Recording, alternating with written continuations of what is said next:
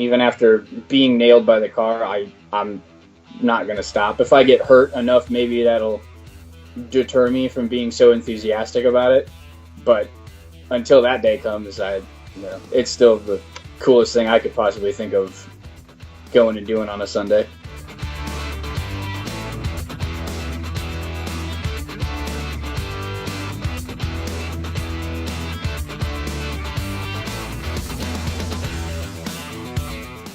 It's fun, and it's fun to be a part of the race, because if we screw it up, we screw up where the car finishes, essentially. So it makes it that much more fun because you're actually part of it. It's not just the driver at that point. The crew has a say-so in what's going on. What does it take to be that guy? Bottom line, it takes dedication, concentration, obviously the will to put yourself in that kind of harm's environment, and being able to handle, let's call it, high pressure environments. That's a good way to describe that. I wear a heart monitor, and you're totally calm and cool as a cucumber, and then when you know you're 10 seconds out, your heart rate increases crazy, and you get done and you're pretty high for 40 seconds, and then you come back down to reality, like, okay, that was it.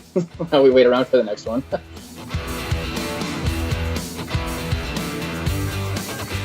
Everybody's kind of at risk for sure. The fueler especially is at risk because he's got a big giant fuel hose in his hand that's pumping a lot of gallons per second, and if that malfunctions and breaks, he's going to be doused in a very flammable liquid and has the potential to go up in flames. It's happened before. Inside front, I'm in a prime position to be hit by the car for sure, because I've got a wall behind me and nowhere to go, essentially. So if the driver screws up coming into the box, normally I can get pummeled pretty well. No one's safe. It was our first stop of the race. Kyle is a rookie this year. He just made a small mistake and locked up, and basically once the car was 10, 12 feet away from me, like I knew it was coming. And in the video you can see me kind of hesitate a little bit, but car made contact. I instantly stood up. I didn't feel anything was wrong. We finished the pit stop, and that was it. Once I got over the wall, then reality kind of set in, like, wow, I just got hit by the car. Medical came over, made sure I was okay. The team management made sure I was all right. IndyCar made sure I was okay. I felt fine. I stayed in it, and I didn't want to stop. It's the Indy 500.